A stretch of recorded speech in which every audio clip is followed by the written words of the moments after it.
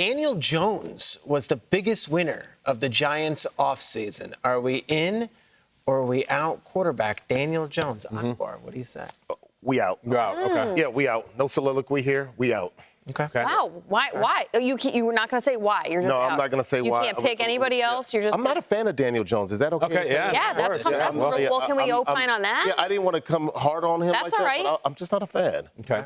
Just for corrections and retractions, a monologue is the proper term. Soliloquy is when you are by yourself on the stage, no other characters. So you want monologue. Okay. Fair. Corrected. I don't have much of a monologue here either. I'm going to say I'm out, though, too. First of all, the Shane children are the winners of the show. Joe Shane's children, incredible, great performance in their dad's office, throwing the ball around, offering conversations. But I think the Daniel Jones part of it was like he was more of like a survivor of the summer. Like, is that a win that like you didn't get Hunger Gamed like in front of everybody? You have to. I don't know if Daniel Jones watched the show. I would bet every dollar I have that he didn't. It's just not how he's wired.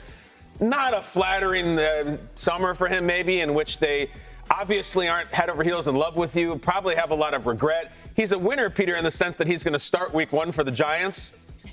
So I'll double back. I'll say yes, because there was basically an HBO infomercial about how maybe he is not the most beloved character or player in the Giants, and yet he's still their starting quarterback. So that's a hell of a win considering the deck was stacked against him. I'll go yes. I'm going to go out because how is it that Drew Lock continues to show up in various organizations and he continues to be this character of a supporting staff where you're like, well, maybe we should consider that quarterback because he goes to Seattle after Denver, and it's like Geno Smith, Drew Lock. He loses out because he, I think, got sick during training camp, the job to Geno Smith. Then he gets traded to the Giants, and they're like, well, maybe we should consider Drew Lock. I feel like I'm always there with him in terms of his potential. So I'm going out on Daniel Jones, and I will please consider Drew Lock. I'm corrected the monologue. I'm going to correct you. Wasn't traded for. Okay. Excuse me.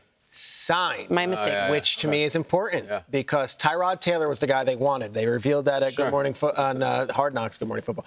They revealed that on Hard Knocks that Tyrod's our number one.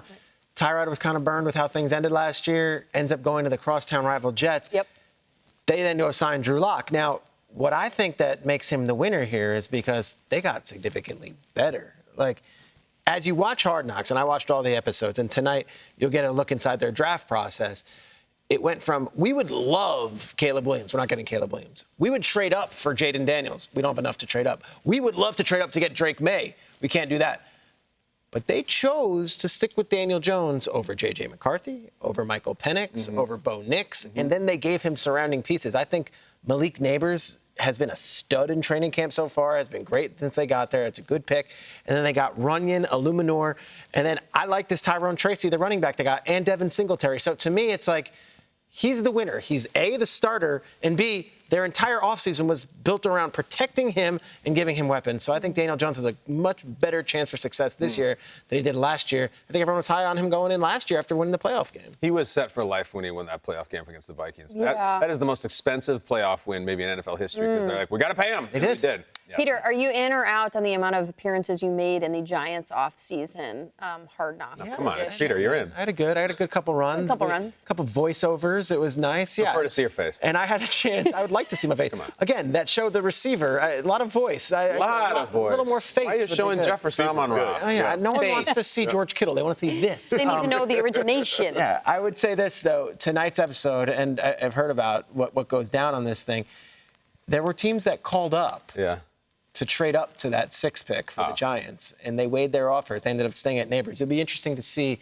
and you'll see at home, which 2 teams called, and they have the footage of it. It's pretty cool. Nobody called for Daniel Jones, though. I thought No. All right. Drew Lock, maybe. Right. Peter, you don't need to see your face. You never see Morgan Freeman's face. No, you just know it's Morgan Freeman. You know it's Peace I'm Race. James Earl Jones. Yes. This is CNN. CNN. Exactly.